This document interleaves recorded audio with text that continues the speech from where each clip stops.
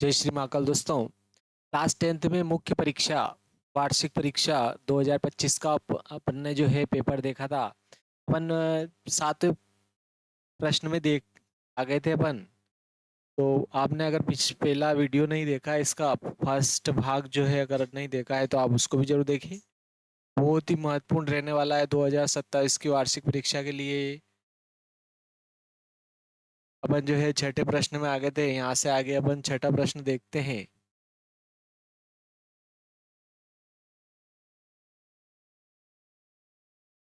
अगर आपने पहला भाग नहीं देखा है तो पहला भाग भी देखें, वीडियो को लाइक भी करें, शेयर भी करें और सब्सक्राइब भी करें। आप जो है चैनल को भी लाइक, शेयर और सब्सक्राइब करें। आप चाहो तो ऐप भी इंस्टॉल कर सकते हो प्यारे दोस्तों। ये पांचवा प्रश्न, इसके बाद में अपन जो है छठा प्रश्न भी देख लिया था अपन ने। इसके बाद में आते हैं अपन, देखो सातवां प्रश्न बहुत ही महत्वपूर्ण रहने वाला है आपके लिए ये। ठीक है, देखते देखते अपन बहुत ही प्यारे प्यारे प्रश्न है। 2027 की वार्षिक परीक्षा के लिए, मध्य प्रदेश बोर्ड में 2027 की वार्षिक परीक्षा के लिए बहुत ही महत्वपूर्ण रहने वाला है ये प्रश्न। आप पहले, मैं तो कहता हूँ 2025 का, 26 का, 23 का एक बार वीडियो देखिए, उसके बाद में पढ़ाई शुरू करें ताकि आपको पता भी चले किस प्रकार से प्रश्न पूछे जाते हैं। तो अपन किस प्रकार से तैयारी करेंगे तो बहुत ही बेस्ट होने वाले है आप कहीं भी जो है रुक नहीं सकते हो। इसका आप विशेष रूप से ध्यान रखें। चलो देखते देखे क्या कह रहा है। कोस ए, ठीक है, यदि कोस ए बराबर दिया है इसमें, देखो यदि कोस ए बराबर 3/5 हो तो साइन ए और टेन ए का मान ज्ञात कीजिए।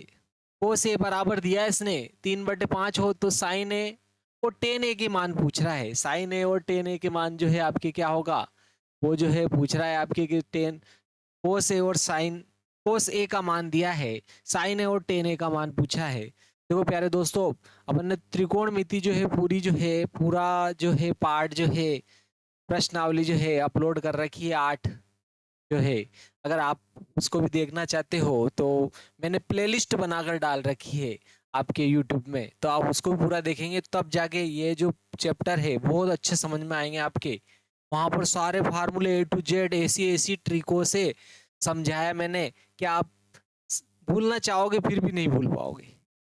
देखिए और कमेंट में जरूर लिखिए। देखो कोस ए बराबर 3/5 हो तो साइन ए और टेन ए का मान ज्ञात कीजिए। वैसे तो अगर आपको सर्व समीकरण याद है फिर भी आप निकाल सकते हो इनको, सर्व समीकरण याद है फिर भी आप निकाल सकते हो। नहीं तो लंब आधार कर्ण अगर निकाल कर अगर ज्ञात करना चाहो तो ऐसे बहुत सरल रहता है ये, क्योंकि उसमें आपके जो है सर्व समीकरण याद होनी चाहिए, उसके बाद में आप जो है कर सकते हो। तो देखो कोस, हल देखो आप, हल इसका देखो, कोस ए का मान दिया है इसने, कोस ए बराबर दिया है इसने 3/5। लेकिन देखो कोस होता है आधार बटे कर्ण, क्योंकि यहाँ दोनों का देखो अनुपात दिया है, 3/5 अनुपात है। तो अगर देखो ये 3/5 है और अगर 30/50 होता तो भी अपन काटते तो 3/5 आता है। अगर अपन यहां पर लिख देते हैं 9/10, ठीक है, अपन ने क्या किया, देखो यहां पर इस प्रकार से क्या लिखा है, इसको 6/10 लिखा, 6/10 लिखा। तो भी अपन अगर इसको 2 से काटते हैं तो 2 तिया 6, 2 5 10, देखो 3/5 आ रहा है।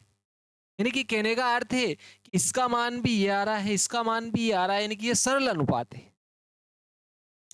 तो डायरेक्ट, चूंकि कोस होता है आपके देखो आधार बटे कर्ण, कोस क्या होता है आपके आधार बटे कर्ण, कोस आधार बटे कर्ण है। तो डायरेक्ट अपन आधार 3 और कर्ण 5 नहीं ले सकते हैं, क्योंकि अपने को ये अनुपात क्या था वो ज्ञात नहीं है। वास्तविक अनुपात क्या था, ये सरल अनुपात है। तो इसलिए अपने को क्या करना पड़ेगा, इनमें के मानकर अपने को मानना पड़ेगा। यानी कि अपन आधार 3 मान लेते हैं, कर्ण 5 मान लेते हैं। माना कि माना कि आधार आधार अपन ने क्या मान लिया, 3 के, तथा कर्ण जो है 5 के है, कर्ण 5 के है। अर्थात अपने पास में आधार और कर्ण का मान ज्ञात हो गया। तो देखो अपन लंब निकाल सकते हैं क्योंकि ये समकोण त्रिभुज होगा यहाँ पर, इसमें ए न्यून कोण रहेगा, इसमें जो कोण आ रहा है वो क्या होता है, न्यून कोण होता है। तो अपन क्या करेंगे, पाइथागोरस प्रमेय लगाकर आधार और कर्ण ज्ञात है, इससे अपन लंब निकाल लेते हैं। तो पाइथागोरस प्रमेय से लिख दिया अपन ने, देखो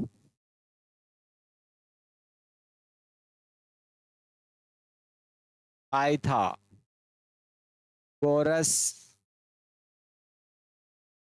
प्रमेय से, पाइथागोरस प्रमेय क्या होता है, किसी भी समकोण त्रिभुज में आपके कर्ण का जो वर्ग होता है वो शेष दो भुजाएं, शेष दो भुजाएं कौन सी, एक तो लंब बचती है और एक आधार, ठीक है। कर्ण का जो वर्ग होता है शेष दो भुजाओं के वर्गों के योग के बराबर होता है। यही आपके पाइथागोरस प्रमेय है। पाइथागोरस प्रमेय क्या है, कर्ण का वर्ग शेष दो भुजाओं के वर्गों के योग के बराबर होता है, या लंब और आधार के वर्गों का योग जो है कर्ण के वर्ग के बराबर होता है। ये आपके पाइथागोरस प्रमेय है। तो देखो इससे अपन लंब निकालेंगे, कर्ण का मान अपन निकाल चुके हैं। देखो कर्ण का मान कितना है, 5 के, देखो इसका वर्ग है तो वर्ग कर देंगे। यहाँ पर अपने को लंब निकालना है, मैंने लंब का वर्ग इधर रख लिया, प्लस का आधार इधर आएगा, माइनस का आधार हो जाएगा। आधार का मान 3 के है तो 3 के लिख दिया। लेकिन यहाँ पर देखो आधार का वर्ग था तो यहाँ भी वर्ग लगाएंगे, और देखो 5 का वर्ग 25 हो जाएगा, के का भी क्या हो जाएगा, आपके वर्ग हो जाएगा, -3 का वर्ग 9 हो जाएगा, यहाँ भी के का वर्ग हो जाएगा। इधर लंब का वर्ग था, इधर वर्ग हटाएंगे तो इधर वर्गमूल लगा देंगे और लंब आ जाएगा। देखो 25 में से 9, 25 के वर्ग में से 9 के वर्ग जाएंगे तो आपके 16 के वर्ग बच जाएंगे, 16 के वर्ग हो जाएंगे। और 16 का वर्गमूल 4 होता है और के का वर्ग से वर्गमूल हट जाएगा, के बच जाएगा। यानी कि लंब का मान कितना आ गया आपके, के। देखो लंब भी आ गया, कर्ण भी आ गया, आधार भी आ गया। तो अब देखो इन दोनों को निकालना बहुत ही सरल होता है। तो देखो साइन ए का मान निकालते हैं। साइन होता है देखो आपके लंब बटे कर्ण, साइन क्या होता है, लंब बटे कर्ण। और देखो लंब अपन निकाल चुके हैं, अभी निकाला अपन ने, लंब का मान कितना निकाला था, 4 के आया था आपके, लंब का मान जो है कितना आया था, 4 के। तो लंब की जगह अपन ने 4 के लिखा। और देखो कर्ण, कर्ण अपने पास में कितना था, 5 के था, तो 5 के लिख दिया अपन ने। और देखो अपन इससे इसको काटेंगे, डिवाइड करेंगे तो 4/5 आ गया आपके। ये साइन ए का मान आ गया पहला वाला। दूसरा वाला देखो टेन पूछा है इसने, टेन ए का मान भी पूछा है, लेकिन देखो टेन ए होता है आपके लंब बटे आधार, टेन क्या होता है, लंब बटे आधार होता है, लंब बटे आधार होता है, लंब बटे आधार लिख दिया। लंब का मान अपन ने 4 के निकाला था, ये लिख दिया 4 के। आधार का मान देखो आपके पास में आधार का मान 3 के था तो 3 के लिख दिया। के से के काटा, 4/3 आया। तो आपके बहुत ही सिंपल सा प्रश्न था। साइन ए का मान 4/5 आ गया, टेन ए का मान 4/3 आ गया। ये दोनों ही आपके जो है आंसर आ गए। ये आपके प्रश्न क्रमांक कौन सा था, 7वां था। ठीक है प्यारे दोस्तों, नेक्स्ट प्रश्न चलते हैं, आप नेक्स्ट प्रश्न की ओर चलते हैं।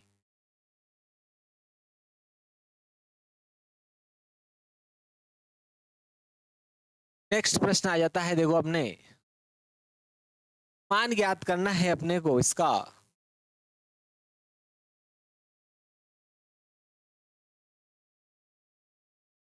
ठीक है प्यारे दोस्तों, 2 10 30 बटे 1 - 10 स्क्वायर 30 डिग्री का जो है अपने को क्या करना है, मान ज्ञात करना है। 2 10 30 बटे 1 - 10 स्क्वायर 30 डिग्री का मान जो है अपने को निकालना है।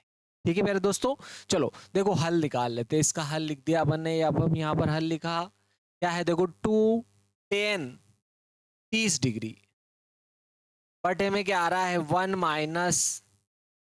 10 स्क्वायर 30 डिग्री।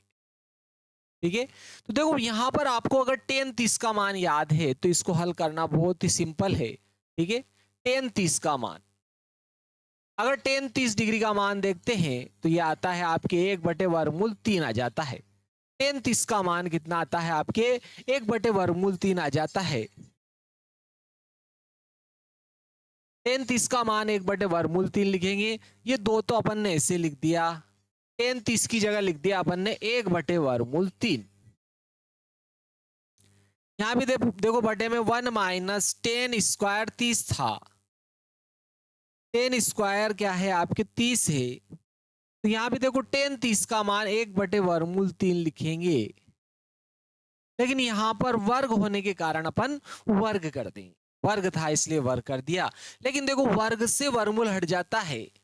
अगर किसी संख्या का कोई संख्या वर्गमूल में है और उसका वर्ग करते हैं तो वर्ग से वर्गमूल हट जाता है। क्यों? क्योंकि देखो वर्गमूल का अर्थ होता है इसकी घात का 1/2 ना, और फिर वर्ग यानी कि 2 घात, और घात का घात में गुणा होगा, 2 से 2 कट जाएगा तो कितना बचेगा? 3 आ जाएगा। ठीक है, तो यहाँ पर ऊपर तो क्या हो जाएगा? देखो आपके यहाँ पर ऊपर हो जाएगा 2 का गुणा 1 में करेंगे 2, 2 बटे क्या हो रहा है? वर्गमूल 3। और नीचे देखो 1 माइनस 1/3 हो जाएगा, क्योंकि 1 का वर्ग तो 1 ही होगा, बटे 3 हो जाएगा। लेकिन देखो यहाँ पर अब अपन यहाँ पर अगर हल करते हैं तो क्या करेंगे? देखो इसका गुणा इसमें करेंगे और इसको घटाएंगे, तो 3 का गुणा 1 में करूंगा 3, 3 में से 1 घटेगा 2, 2/3 आ जाएगा। ये कितना आएगा आपके? देखो 2/3, क्योंकि 1 माइनस 1/3 है। तो देखो अपन 3 लघुत्तम लेंगे, 3 का गुणा 1 में करें 3 एकम 3, 3 माइनस 1, 3 में से 1 घटेगा, 2/3 हो जाएगा। इसका मान क्या आएगा? 2/3। तो इसकी जगह क्या लिखेंगे? 2/3 लिखेंगे। तो देखो 3 बटे वाला उलट गुणित होकर ऊपर चला जाएगा, यानी कि आपके क्या हो जाएगा? 2 तो नीचे रह जाएगा, 3 ऊपर आ जाएगा, क्योंकि बटे में था, उलट गुणित होगा। तो ये 3 देखो जो बटे में था, नीचे था, वो उलट गुणित होकर ऊपर आ जाएगा। और यहाँ देखो 2/वर्गमूल 3 है। क्या है? 2/वर्गमूल 3 है। लेकिन देखो ये क्या है? 3 है। और अपन जानते हैं अगर वर्गमूल 3 में वर्गमूल 3 का गुणा करते हैं तो कितना आता है? 3 आता है। 3 आता है, अर्थात 3 की जगह क्या लिख सकते हैं? वर्गमूल 3 गुणा वर्गमूल 3। तो देखो 1 वर्गमूल 3 से 1 वर्गमूल 3 कटेगा, 1 वर्गमूल 3 बच जाएगा, क्योंकि बटे में क्या आ रहा है? देखो आपके वर्गमूल 3 है, तो 1 वर्गमूल 3 से 1 वर्गमूल 3 कटेगा, 1 वर्गमूल 3 बच जाएगा। यहाँ पर ऊपर 1 वर्गमूल 3 बचेगा, और देखो 2 से 2 भी कट जाएगा, वर्गमूल 3 आएगा आपके आंसर। बहुत ही प्यारा सिंपल सा सवाल था, बहुत ही गजब का सवाल था प्यारे दोस्तों। चलो नेक्स्ट प्रश्न में आ जाते हैं अपन। ठीक है, ये इसका हल हो गया। चलो नेक्स्ट प्रश्न में आ जाते हैं। बहुत ही प्यारा और सरल सा सिंपल सा प्रश्न था। देखो यहाँ पर 8वां प्रश्न आ जाता है आपके। 8वां प्रश्न, त्रिज्या 14 सेंटीमीटर वाले, ठीक है, 14 सेंटीमीटर त्रिज्या है। यहाँ पर 14 सेंटीमीटर त्रिज्या वाले क्या कह रहा है? वो 14 सेंटीमीटर त्रिज्या वाले वृत्त का, ठीक है, यहाँ देखो ये दे रखा है 14 सेंटीमीटर है आपके ये, ठीक है, 14 सेंटीमीटर त्रिज्या वाले वृत्त का एक चाप केंद्र पर 45 का कोण अंतरित करता है। संगत चाप द्वारा बनाए गए त्रिज्यखंड का क्षेत्रफल ज्ञात कीजिए। देखो ये कोई वृत्त है आपके, ये कोई वृत्त है, और इसमें 14 सेंटीमीटर क्या कह रहा है? वो त्रिज्या है। इसकी त्रिज्या कितनी है? 14 सेंटीमीटर। 14 सेंटीमीटर त्रिज्या में एक चाप केंद्र पर 45 का कोण अंतरित करता है। ये कोई चाप है, यहां से यहां तक ये चाप है। ये चाप क्या करता है? 45 का कोण अंतरित करता है। ठीक है, तो संगत चाप द्वारा बनाए गए त्रिज्यखंड का क्षेत्रफल, ये जो संगत चाप है जिसने 45 का कोण अंतरित किया है, ये त्रिज्यखंड का क्षेत्रफल पूछ रहा है इसका। तो देखो त्रिज्या का मान दिया इसने 14 सेंटीमीटर, यानी कि आपके आर बराबर दे दिया, त्रिज्या का मान दे दिया इसने 14 सेंटीमीटर, और केंद्र पर आंतरिक कोण दिया इसने 45 डिग्री। पूछा क्या है उसने? संगत चाप द्वारा बनाए गए त्रिज्यखंड का क्षेत्रफल। तो डायरेक्ट लिख देते हैं अपन, संगत चाप द्वारा, संगत चाप द्वारा बनाए गए त्रिज्यखंड का क्षेत्रफल, त्रिज्यखंड का क्षेत्रफल वो पूछ रहा है। ठीक है, संगत चाप द्वारा बनाए गए त्रिज्यखंड का क्षेत्रफल। संगत चाप द्वारा बनाए गए ये त्रिज्यखंड का जो क्षेत्रफल है वो क्या कर रहा है? अपने को पूछ रहा है वो। ठीक है, तो देखो त्रिज्यखंड का क्षेत्रफल क्या किया इसने? पूछा है। लेकिन त्रिज्यखंड का क्षेत्रफल क्या होता है? θ/360 इंटू क्या होता है आपके? πr²। θ/360 इंटू πr² होता है। तो देखो थीटा का मान अपने को दिया है 45, ये लिखा अपन ने 45 डिग्री। बटे क्या आ गया आपकी 360। पाई का मान आप 22/7 लिख देंगे, क्योंकि यहाँ पर त्रिज्या 14 सेंटीमीटर दे रखी है, इसलिए 22/7 प्रयोग कर रहे हैं अपन। यहाँ पर देखो r का वर्ग है, तो इसका भी क्या करेंगे अपन, वर्ग कर देंगे। ठीक है, अपन ने वर्ग कर दिया, तो ये यहाँ पर देखो 45/360 तो अपन ने ऐसे ही लिख दिया, इंटू ये आपके 22/7, 14 का वर्ग यानी कि 14 गुणा 14 हो जाएगा। यहाँ देखो अपन जो है अगर इसको काटते हैं, 9 से काटा अपन ने, देखो 9 5 45 और 9 चौक 36, 40 बार काटा, फिर 5 से काटा, देखो 5 8 40। ठीक है, देखो 7 से काटेंगे अपन, 7 दूनी 14 हो जाएगा। फिर 2 से काटा इसको, 2 चौक 8, फिर 2 से काटा, 2 एकम 2, 2 दूनी 4, फिर 2 से काटा, 2 7 14। और देखो अब गुणा करेंगे तो 11 7 77 आ जाएगा आपके। कितना आ रहा है देखो आपके 77 सेंटीमीटर वर्ग। बहुत ही प्यारा सा प्रश्न था आपके। ठीक है, बहुत ही प्यारा प्रश्न था आपके जो है, बहुत ही प्यारा सा प्रश्न था। 77 सेंटीमीटर वर्ग आ गया, तो आप लिख सकते हो अतः अतः त्रिज्यखंड का क्षेत्रफल, त्रिज्यखंड का क्षेत्रफल 77 सेंटीमीटर वर्ग होगा। 77 सेंटीमीटर वर्ग हो जाएगा। ये आपके जो है प्रश्न था, बहुत ही प्यारा था, 8वां प्रश्न था आपके ये। नेक्स्ट प्रश्न में आ जाते, चलो अपन देखते हैं नेक्स्ट प्रश्न। प्यारे दोस्तों, बीच बीच में वीडियो को लाइक भी करें, शेयर भी करें अपने दोस्तों के साथ, और सब्सक्राइब भी करें, बेल आइकन को जरूर दबाएं। प्यारे दोस्तों, वो बोल रहा है 7 सेंटीमीटर त्रिज्या वाला है भैया आपके ये। देखिए आप जरूर इसको, बहुत ही प्यारे प्यारे प्रश्न आ रहे हैं। बहुत सारे प्रश्न तो ऐसे हैं जो कि 2 3 3 बार वार्षिक परीक्षाओं में पूछे गए हैं। ठीक है, जैसे कि आपके ये भी बहुत आईएमपी प्रश्न है। 7 सेंटीमीटर त्रिज्या वाले एक वृत्त के चाप की लंबाई ज्ञात कीजिए। देखो 7 सेंटीमीटर त्रिज्या का ये वृत्त है, इसके चाप की लंबाई पूछ रहा है। 7 सेंटीमीटर त्रिज्या का ये वृत्त है, कह रहा है 7 सेंटीमीटर त्रिज्या वाले एक वृत्त के चाप की लंबाई ज्ञात कीजिए। ठीक है, 7 सेंटीमीटर त्रिज्या वाले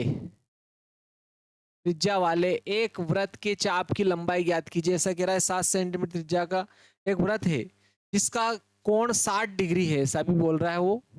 ठीक है, एंगल ज्ञात कीजिए।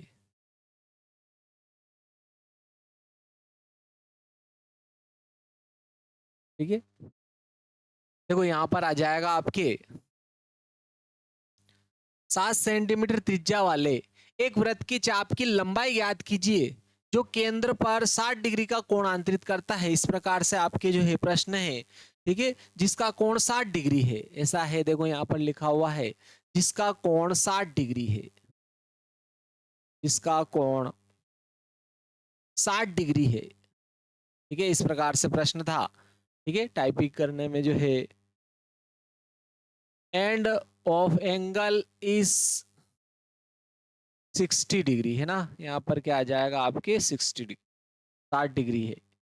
तो चलो देखो देखते देखिए, तो देखो यहाँ पर ये वृत्त है, मान लिया जाए कि इसमें क्या है, चाप है। ठीक है, 60 डिग्री कोण है, चाप की लंबाई पूछ रहा है, त्रिज्या का मान दिया है इसने 7 सेंटीमीटर, 7 सेंटीमीटर है। चाप की लंबाई पूछ रहा है, चाप की लंबाई है यहाँ से यहाँ तक ये होती है आपके संगत चाप की लंबाई, या चाप की लंबाई जो है। तो देखो आर का मान दिया इसने, अपन आर बराबर लिख देते हैं 7 सेंटीमीटर, और थीटा का मान दिया इसने 60 डिग्री। ठीक है, वृत्त के चाप की लंबाई डायरेक्ट लिख दिया अपन ने। देखो वृत्त के चाप की लंबाई, वृत्त के चाप की जो लंबाई है ये क्या होती है, देखो थीटा बटे 360 इंटू 2πr होती है। ठीक है, क्या होती है आपके 2πr, थीटा बटे 360 में अगर 2πr से गुणा करते हैं तो चाप की लंबाई आती है, और अगर πr स्क्वायर से गुणा करते हैं तो त्रिज्यखंड का क्षेत्रफल आता है, जो इससे पहले वाला प्रश्न था आपके प्यारे दोस्तों। चलो देखते देखिए, थीटा बटे 360 इंटू 2πr। देखो थीटा का मान इसने दिया है अपने को 60, बटे क्या लिखा अपन ने 360, इंटू 2 ऐसे लिख दिया, पाई का मान आपके 22/7 ही प्रयोग करना है, इसने लिख रखा है देखो। और आर का मान देखो 7 है, कितना दयालु है ये भी देखो, ताकि 7 से 7 क्या हो जाए, कट जाए आपके। तो देखो 60/360 ऐसे लिख दिया अपन ने पुनः, ठीक है। 2 × 22/7 इंटू 7, देखो 7 से 7 कट जाएंगे, 0 से 0 काटा, 6 से काटा, 6 6 36, ठीक है। फिर 2 से काट दिया, देखो अपन ने 2 तिया 6, तो देखो क्या आ जाएगा आपके 22/3 आ जाएगा। इसका मान क्या आ जाएगा आपके 22/3। इसका आंसर क्या आ जाएगा आपके 22/3, ठीक है। 0 0 काटा, 6 6 36 हो गया,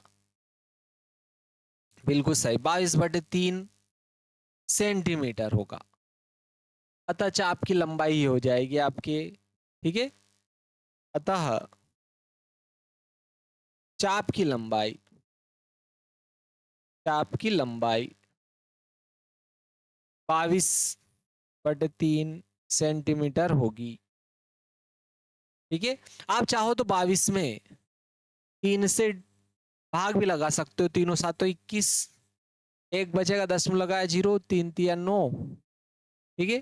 फिर 3 तिया 9, 3 तिया 9, ये भी आ सकता है, आप ये भी लिख सकते हो, ठीक है। तो यही हो जाएगा आपके, बहुत ही सिंपल सा प्रश्न था। चलो नेक्स्ट प्रश्न देखते हैं अपन, बहुत ही सिंपल सा प्रश्न था ये आपके लिए। देखो प्यारे दोस्तों, फिर भी बच्चों के सबसे कम नंबर जो है गणित में ही आते हैं, इतने सिंपल प्रश्न होते हैं फिर भी, क्योंकि एक तो पेपर बहुत बड़ा लगता है सोचने का, इसमें पेपर उनको बहुत बड़ा लगता है, जबकि ऐसा कुछ नहीं है, पेपर बड़ा नहीं होता है, क्योंकि इसमें सोचना पड़ता है। सबसे बड़ी बात ये होती है, सोच सोच के हल करना होता है, और इंग्लिश और इनमें डायरेक्ट जो है लिखना होता है, तो इस वजह से भी जो है इंग्लिश में और हिंदी में प्रश्न समय बचता है। दो खिलाड़ी ए और बी टेनिस का एक मैच खेलते हैं, कि ए और बी दो खिलाड़ी है, टेनिस का एक मैच खेलते हैं। यह ज्ञात है कि ए द्वारा मैच जीतने की प्रायिकता क्या है। देखो ए के मैच जीतने की प्रायिकता दे रखी है इसने, देखो क्या कह रहा है, ए के मैच जीतने की प्रायिकता ये दे रखी है, तो देखो अपन पी ए लिख देते हैं। ए के मैच जीतने की प्रायिकता कितनी दे रखी है, 0.63। तो बोल रहा है बी के मैच जीतने की प्रायिकता ज्ञात कीजिए, ऐसा उसने पूछा है, ठीक है। ए के मैच जीतने की प्रायिकता दे रखी है उसने 0.63 या 0.63, बी की पूछी उसने, लेकिन देखो अर्थात ये बी मैच जीतेगा मतलब ए हारेगा, ए जीत रहा है मतलब बी हार रहा, क्लियर है। तो उसने पूछा क्या है, दो खिलाड़ी ए और बी ए टेनिस का एक मैच खेलते हैं, यह ज्ञात कीजिए कि ए द्वारा मैच जीतने की प्रायिकता 0.63 है, तो बी के मैच जीतने की प्रायिकता पूछ रहा है वो। भाई बी के मैच जीतने की प्रायिकता क्या होगी, ठीक है, ऐसा उसने पूछा है। तो देखो ए मैच जीत रहा है, तो बी क्या होगा, देखो यहाँ पर आपके जो है, यहाँ पर बी द्वारा जो है मैच जो है हारा जाएगा, क्योंकि एक जीतेगा और एक क्या होगा। तो देखो अपने को उसने बी के मैच जीतने की प्रायिकता पूछी, एक ही दी है, लेकिन देखो दोनों का योग, ऐसी घटनाओं में दोनों का जो योग होता है वो हमेशा क्या होता है, एक के बराबर होता है, ठीक है। ए के मैच जीतने की प्रायिकता दी है उसने, और बी की पूछी है, ठीक है, बी की पूछी है इसने, तो देखो बी की निकालनी है, इसका मान दिया इसने 0.63 plus P B equal to क्या हो जाए 1। पीबी का अगर अपन मान निकालेंगे तो क्या हो जाए, प्लस का इधर आएगा माइनस का 1.1 माइनस 0.63 हो जाएगा। एक में से अपने को क्या करना है, 0.63 को क्या करना है, घटाना है। चलो घटाते हैं, इधर से यहाँ हासिल लिया, यहाँ से यहाँ हासिल लिया, 10 10 में से 3 गया तो कितना हो जाएगा, 7 7 हो गया। 10 में से 3 गया 7, यहाँ 9 बचा, 9 में से 6 गया तो 3 बच जाएगा, और यहाँ एक हाथ से चला गया, 0 में से 0 गया, 0 हो जाएगा। यानी कि आपके बी के जो मैच जीतने की प्रायिकता है वो कितने आ जाएगी, 0.37 आ जाएगी, ठीक है, 0.37 होगी। तो अपन आप चाहो तो लिख सकते हो, अतः बी के मैच जीतने की प्रायिकता, जीतने की प्रायिकता 0.37 होगी, बहुत ही सिंपल प्यारा सा प्रश्न था। आपको इन दोनों का योग क्या होता है ये याद है कि नहीं है, बस वो यही देखना चाह रहा था। चलो नेक्स्ट प्रश्न में आ जाते हैं अपन। इससे 90 के बाद में जो इसका अथवा वाला प्रश्न क्या होता है देखते देखे। ठीक है, ये देखो आपके बहुत ही प्यारा प्रश्न है, ये उससे ज्यादा सरल है। यहाँ पर एक से बढ़कर एक सरल आ रहे हैं। ठीक है, आपको बस हल करना है इनको। एक पासे को एक बार फेंकने पर अभाज्य संख्या आने की प्रायिकता ज्ञात कीजिए। तो देखो अभाज्य संख्या, ठीक है, अभाज्य संख्या पांचे को फेंकेंगे तो देखो प्रतिदर्श समष्टि जो आएगी क्या आएगी, एक भी आएगा, दो, तीन, चार, पांच, छः, ये आ जाएगा। पांचे पर ये अंक होते हैं। तो अभाज्य संख्या आने की जिसमें किसी का भाग नहीं जाए वो क्या होती है, अभाज्य संख्या। तो अभाज्य संख्या क्या हो जाएगी, देखो एक तो दो आ रही है, एक तीन आ रही है, एक पांच आ रही है। तो अभाज्य संख्या आने की प्रायिकता पूछ रहा हो। लेकिन देखो प्रायिकता का फार्मूला क्या होता है अगर अपन इसको हल करते हैं। ठीक है, प्रायिकता, प्रायिकता क्या होती है आपके, प्रायिकता होती है आपके, इसको पी से भी रिप्रेजेंट करते हैं। क्या होती है, अनुकूल परिणामों की संख्या, अनुकूल परिणामों की संख्या, अनुकूल परिणामों की संख्या मेरे यारों, बटे क्या हो जाएगा, कुल परिणामों की संख्या, कुल परिणामों की, कुल परिणामों की संख्या, अनुकूल परिणामों की संख्या बटे क्या आ जाएगा आपके, कुल परिणामों की संख्या। अनुकूल परिणामों की संख्या बटे क्या आ जाएगा, कुल परिणामों की संख्या। तो देखो यहां पर क्या कहा उसने, अभाज्य संख्या आने की प्रायिकता। ठीक है, अपने को पूछा क्या है, अभाज्य, अभाज्य संख्या, अभाज्य संख्या आने की प्रायिकता। तो देखो यहां पर अभाज्य संख्या आने की, अभाज्य संख्याएं हैं कितनी, एक, दो, तीन। तो अभाज्य कुल परिणाम कितने हो गए भाई, अनुकूल परिणाम, अनुकूल यानी कि जो पूछा गया वो अभाज्य संख्या पूछी अपने को, और अभाज्य कितनी है, एक, दो, तीन है। ठीक है, दो है, तीन है और पांच है, लेकिन अर्थात है कितने, एक, दो, तीन, तो तीन लिख देंगे। बटे आ रहा कुल परिणाम, तो कुल कितने, देखो एक, दो, तीन, चार, पांच, छः, छः से इसको डिवाइड कर देंगे। देखो काटेंगे, तीन एकम तीन, तीन दूना छः, यानी कि अगर आप भाग लगाओगे तो कितना आ जाएगा आपके, 0.5 भी आ सकता है। ठीक है, आप 0.5 भी इसको जो है लिख सकते हो। तो अतः, अतः अभाज्य संख्या, अभाज्य संख्या आने की, आने की प्रायिकता, प्रायिकता 1/2 या 0.5 होगी, या तो 1/2 होगी या 0.5 होगी, दोनों में से कुछ भी लिख सकते हो। दोनों लिखोगे तो भी कोई दिक्कत नहीं है। देखो नेक्स्ट प्रश्न आ जाता है। देखो यहाँ पर 10वां आ जाता है। बहुत ही प्यारे और सिंपल सिंपल प्रश्न है, इस प्रकार से प्रश्न पूछे जाते हैं। इसलिए आपको पेपर देखना जरूरी है पढ़ाई स्टार्ट करने से पहले। ठीक है, अगर आप वैसे पेपर भी अगर सारे याद कर लेते हो तो करीबन जो है आपका जो है, देखो 23, 24, 25, 26, 3 वर्ष के अगर आप पेपर भी हल कर लेते हो तो करीबन जो है आपका जो है 90% जो है कोर्स कवर हो जाता है। 90% कोर्स कवर हो जाता है, आपके 90% नंबर आने के बहुत ज्यादा चांस बढ़ जाते हैं। एक थैले में 3 लाल 5 काली गेंदे, तो देखो कुल गेंदे कितनी हो गई भाई, 5 तो लाल है।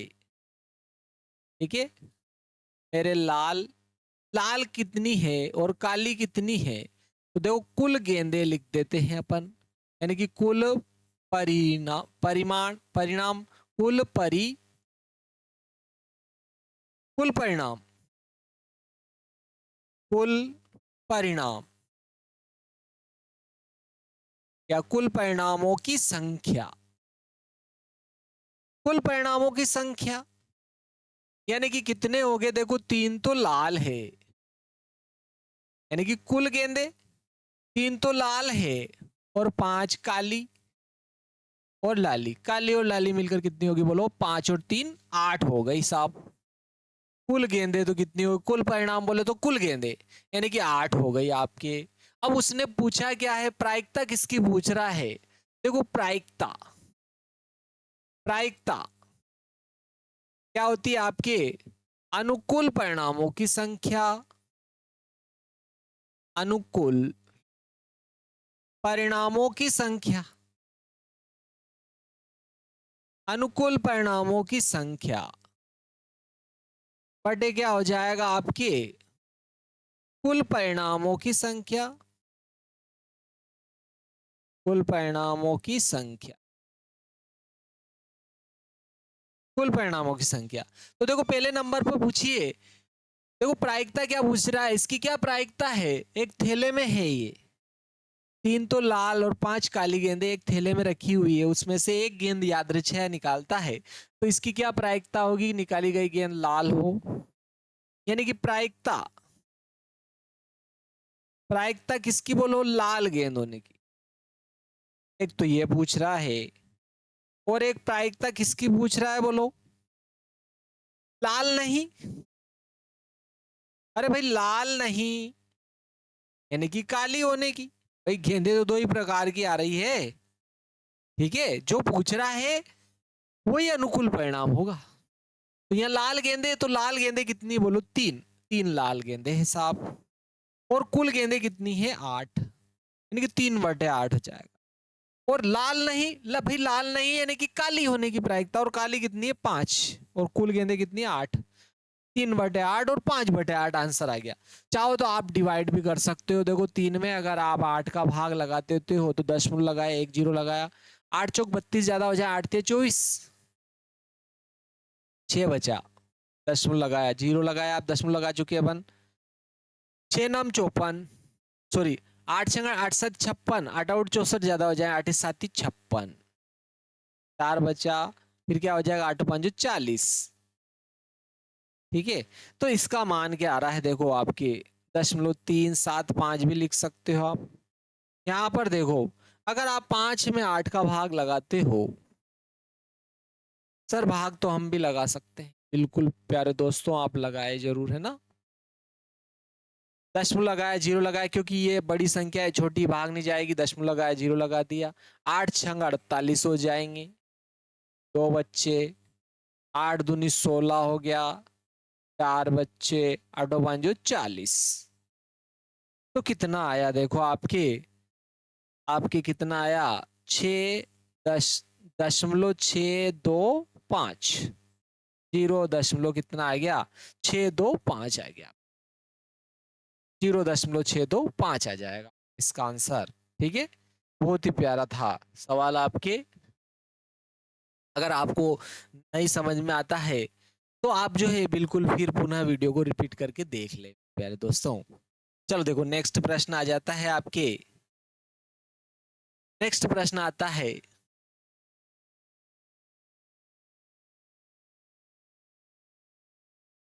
52 पत्तों की अच्छी प्रकार से फेंटी हुई एक गड्डी में से एक पत्ता निकाला जाता है, लाल रंग का तस्वीर वाला पत्ता प्राप्त करने की प्रायिकता ज्ञात कीजिए। बहुत ही प्यारे प्यारे प्रश्न है देखो, ठीक है। उसने क्या कहा? 52 पत्तों, तो कुल परिणाम कितने हो गए? 52 हो गए। देखो कुल परिणामों की संख्या लिख देते,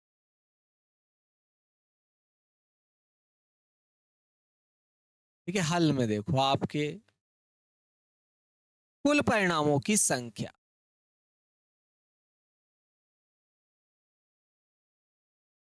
कुल परिणामों की संख्या, भाई 52 पत्ते हैं यानी कि 52 परिणाम हो गए भाई आपके।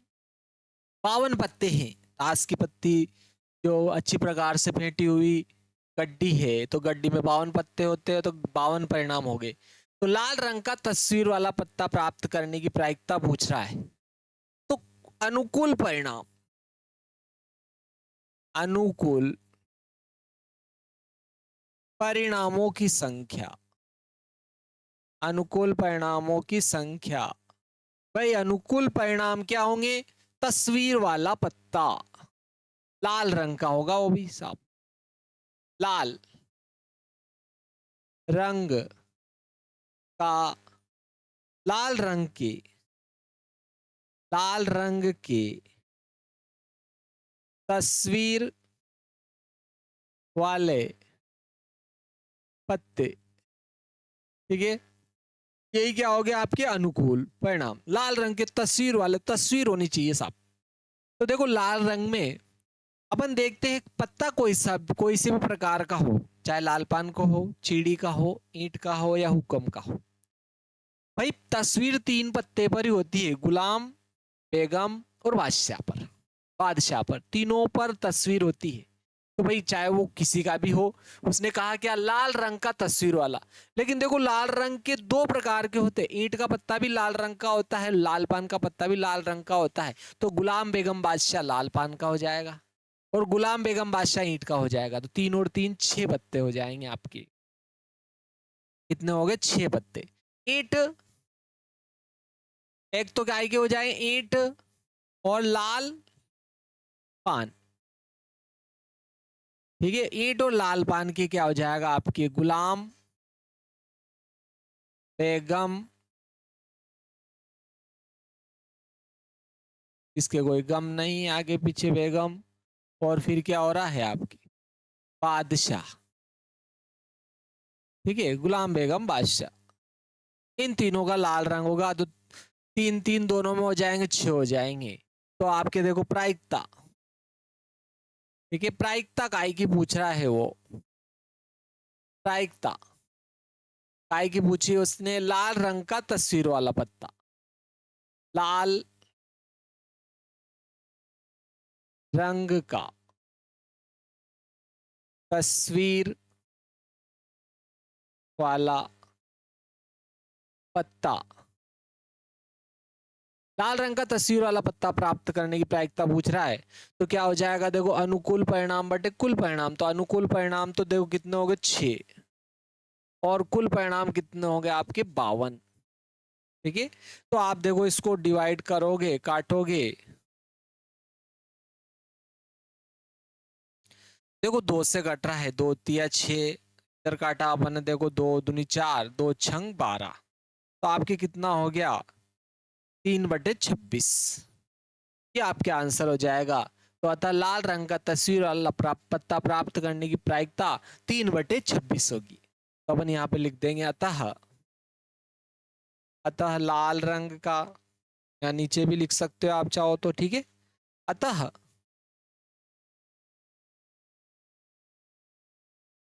अतः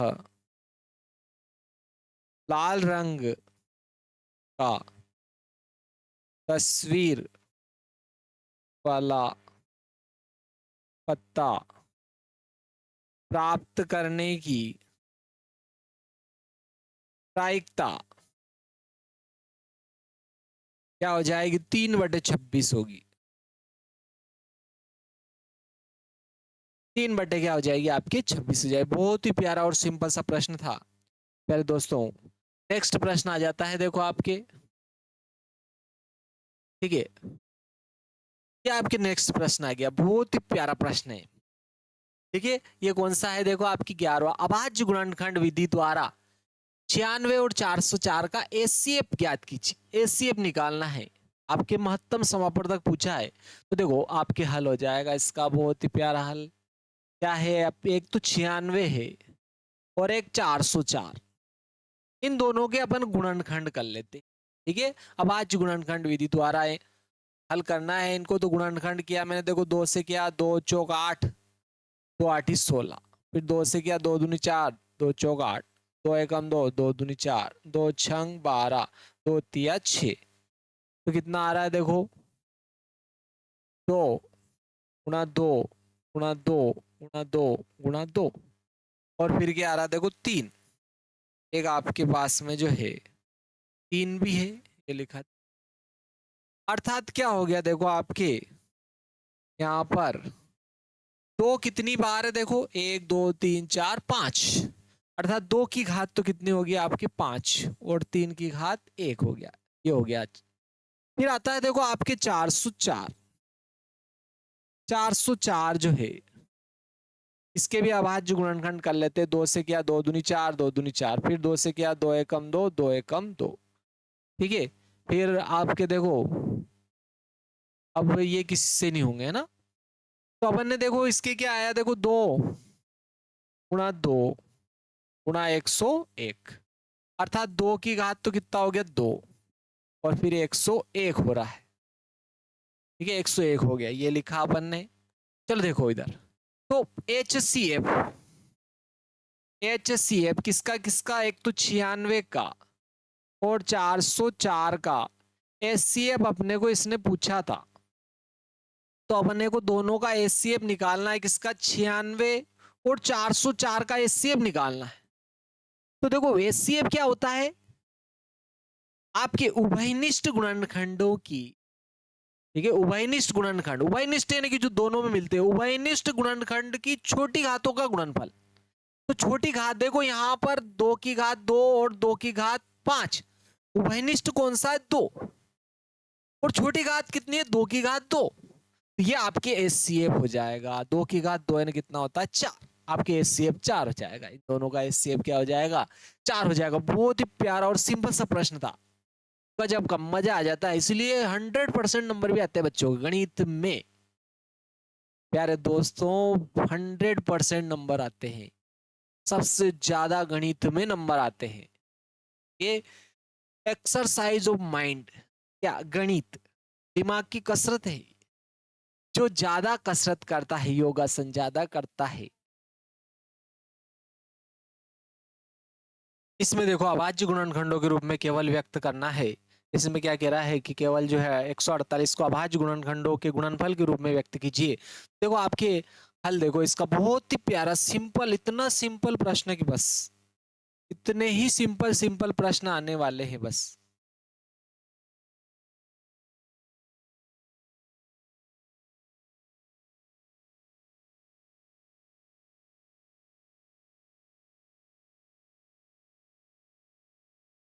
हल देखो इसका, 148 को अभाज्य गुणनखंडों के गुणनफल के रूप में व्यक्त करना है।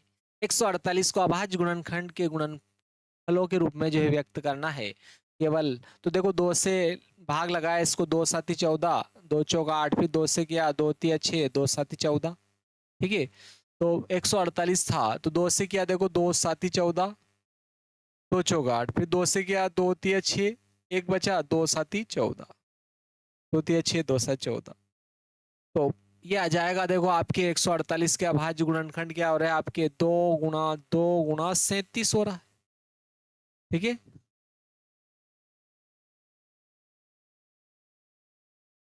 और इसको क्या लिख सकते हैं, देखो 2 की घात 2 इंटू क्या हो जाएगा आपके 37। ये आपके हल था बस, ये आपके 2 नंबर का प्रश्न था, इतना सिंपल था प्यारे दोस्तों। देखो नेक्स्ट देखते हैं, Madhya Pradesh board class 10th वार्षिक परीक्षा का 2025 का पेपर है।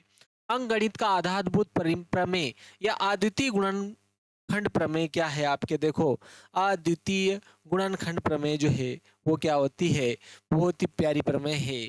ठीक है, कोई भी आपकी भाज्य संख्या है तो उसके अभाज्य गुणनखंड, ठीक है, अंक गणित के आधारभूत प्रमेय के अनुसार या आपके अद्वितीय गुणनखंड प्रमेय के अनुसार किसी भी भाज्य संख्या के अभाज्य गुणनखंड, किसी भी भाज्य संख्या के अभाज्य गुणनखंड, ठीक है, क्रम बदले अद्वितीय होते हैं।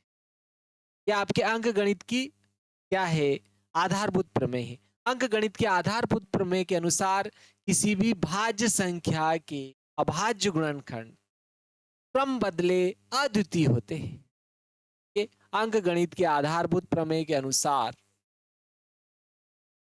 अंक गणित की आधारभूत प्रमेय के अनुसार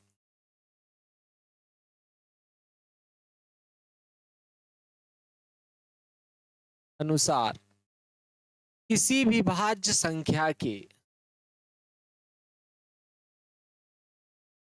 किसी भी भाज्य संख्या, भाज्य भाज्य संख्या के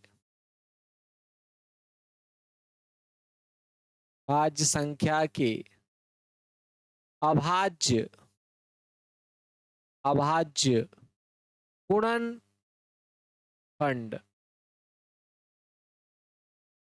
गुणनखंड क्रम बदले अद्वितीय होते हैं, अद्वितीय होते हैं। ठीक है, ये सबसे सिंपल भाषा में है आपके। ठीक है, कोई भी भाज्य संख्या हुई, ठीक है, जैसे कि आपके देखो 12 हुए, भाज्य संख्या है, तो 2 गुणा 3 हो गया। तो आप ये क्या हो जाएगा, आप देखो 2 की घात 2 इंटू 3। आप चाहो तो इसको क्रम बदले यानी क्रम बदले भी लिख सकते हो, इसको ऐसे भी लिख सकते हो। ठीक है, तो कोई भी क्या कह रहा है, अंकगणित के आधारभूत प्रमेय के अनुसार किसी भी भाज्य संख्या है, अगर कोई भाज्य संख्या है, भाज्य संख्या के अभाज्य गुणनखंड जैसे 3 और 2 है, अभाज्य गुणनखंड क्रम बदले अद्वितीय होते, क्रम बदल कर लिख सकते हो आप उसको। ठीक है, तो ये आपके क्या हो जाएगी, अंकगणित की आपके आधारभूत प्रमेय हो जाएगी। ठीक है, ये आपके अंकगणित की क्या थी, आधारभूत प्रमेय थी, केवल लिखनी थी आपको। चलो नेक्स्ट प्रश्न देख लेते हैं। इसमें बहुत ही सिंपल से प्रश्न है। देखो ये दोनों आपकी क्या है, भाज्य संख्या है, भाज्य संख्या तो है, अपने को ये जो है प्रूफ करना है आपके। देखो ये दोनों क्या है, आपके भाज्य संख्या है। ठीक है, पहली संख्या तो क्या आ रही, देखो 3 गुणा 11 गुणा 13 प्लस 13, और दूसरी संख्या आ रही 7 6 5 4 3 2 1 प्लस 5।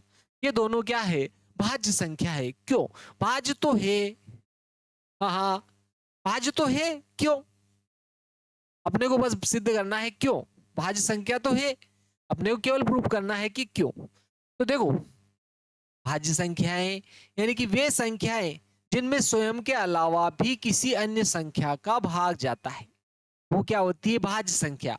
जैसे कि अगर मैं 14 लिखता हूं, तो देखो 14 में 14 का भाग तो जाएगा ही सही, और 2 और 7 का भी जाएगा। ठीक है, तो इसके 14 में किसका भाग जाएगा, देखो 1 का सब में जाता है, 2 का भी जाएगा, 7 का भी जाएगा, 14 का भी जाएगा। ठीक है, तो इसलिए ये क्या है, भाज्य संख्या है। लेकिन अगर 1 का या स्वयं का भाग जाता है तो वो अभाज्य संख्या होती है। वो क्या होती है, अभाज्य संख्या, जिसमें स्वयं और केवल 1 का भाग जाता है, तो वो क्या हो जाती है, अभाज्य संख्या। तो ये भाज्य संख्या है, मतलब इसमें स्वयं का भाग भी जाएगा, 1 का तो सब में जाता है, स्वयं और किसी अन्य संख्या का भाग जाना चाहिए, तो वो क्या हो जाती है, आपकी भाज्य संख्या हो जाएगी। तो चलो देखते थे कि अपन इसमें बोलो हल। देखो पहला वाला क्या है, 7 गुणा 11 गुणा 13 प्लस 13, इसको प्रूव करते हैं कि ये भाज्य संख्या है। तो देखो दोनों में 13 उभयनिष्ठ है, तो अपन दोनों में से उभयनिष्ठ लेंगे, तो यहाँ क्या आ जाएगा, देखो 7 गुणा 11 प्लस 13 हो, 13 में से अपन ने कॉमन ले लिया। देखो ये 13 अपन ने क्या किया, इसमें से कॉमन ले लिया था। देखो आपकी संख्या क्या थी, 7 गुणा 11 गुणा 13 प्लस 13 थी, दोनों में से 13 अपन ने उभयनिष्ठ लिया, तो यहाँ 7 गुणा 11 प्लस 1 बच जाएगा, इनटू क्या, ये अपन ने 13 कॉमन ले ली। तो देखो अगर अपन देखो इन तीनों का गुणा करेंगे, उसमें 13 जोड़ेंगे, तो वो स्वयं संख्या आएगी। वो क्या आएगी, स्वयं संख्या। तो स्वयं संख्या में स्वयं का तो भाग जाता है और 1 का भी जाता ही है, लेकिन इसमें देखो 13 का भी भाग जाएगा। अगर मैं 13 से इसको डिवाइड करता हूं, 13 से 13 कट जाएंगे, तो ये चूंकि यह 13 से विभाज्य है, यह 13 से विभाज्य है, अतः यह एक क्या है, भाज्य संख्या है, क्योंकि 1 का और स्वयं का तो सब में भाग जाता है। तो देखो स्वयं संख्या कैसे निकालेंगे, 7 11 और 13 का गुणा करके उसमें 13 जोड़ देंगे, स्वयं संख्या आ जाएगी, और स्वयं का तो भाग जाएगा ही, 1 का भी जाएगा, एक और किसका जा रहा, देखो 13 का जा रहा है, हो सकता है और का भी जाए, लेकिन 13 का जा रहा ना, एक और का जा रहा, तो तीसरी संख्या आ गई ना। तो यह क्या है आपके, देखो भाज्य संख्या। ठीक है, तो यहां लिख देते हैं, क्योंकि यह 13 से विभाज्य है, अतः यह भाज्य संख्या है, यहां लिख देते हैं चूंकि। ठीक है, चूंकि इसका एक गुणनखंड 13 है, अतः यह 13 से विभाज्य है, अतः यह एक भाज्य संख्या है।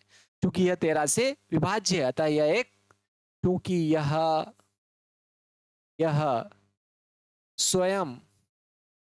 स्वयं संख्या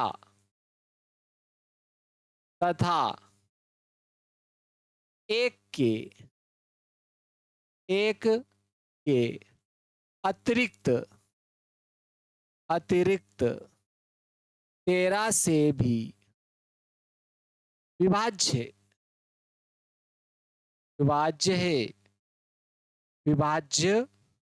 है, अतः यह एक भाज्य संख्या है। यह एक भाज्य संख्या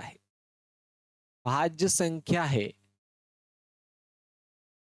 ठीक है प्यारे उत्तापों, ठीक है, समझ में आया होगा आपको, क्योंकि 13 का भी भाग जा रहा है, एक का जा रहा है, स्वयं संख्या का जा रहा है, और 13 का भी चला गया। एक और संख्या ढूंढ ली अपन ने जिसका इसमें पूरा पूरा भाग जा रहा है, तो यह क्या हो जाएगी, आपकी भाज्य संख्या हो जाएगी। चलो इसका एक और नेक्स्ट वाला देख लेते हैं। ये वाला देखते देखिए 7, सेम आपके अब सब तो क्या समझ में आ गया होगा।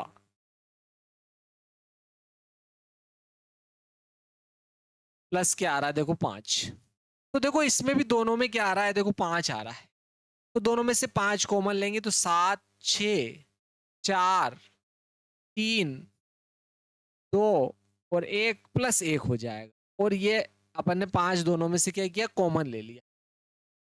तो देखो इस 7, 6, 5, 4, 3, 2, 1 का गुणा करेंगे और उसमें 5 जोड़ेंगे, स्वयं संख्या आएगी, तो स्वयं में तो स्वयं का भाग जाएगा, 1 का भी जाएगा, लेकिन देखो इसमें 5 से और भाग चला जाएगा, 5 से और भाग चला जाएगा, एक और गुणनखंड ढूंढ लिया अपन ने, ठीक है। अतः यह क्या है, एक भाज्य संख्या, चूंकि यह 5 से भी विभाज्य है, अतः यह एक भाज्य संख्या है। चाहो तो ऐसे भी लिख सकते हो, चाहो इसके जैसे भी लिख सकते हो, चूंकि यह स्वयं संख्या तथा 1 के अतिरिक्त 5 से भी विभाज्य है, अतः यह एक भाज्य संख्या होगी। क्योंकि यह भी स्वयं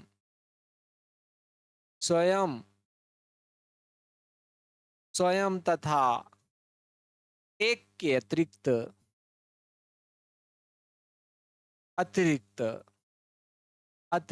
5 से भी विभाज्य है,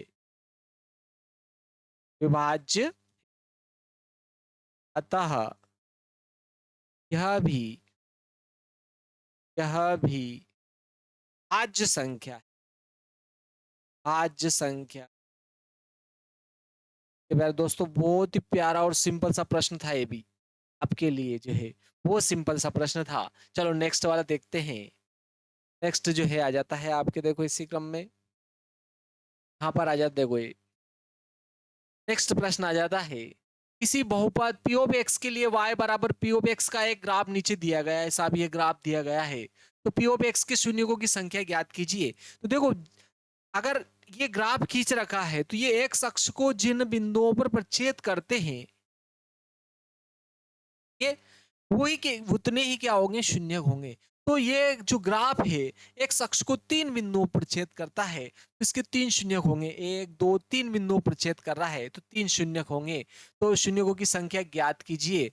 तो यहाँ पर लिख देते, चूंकि p ऑफ x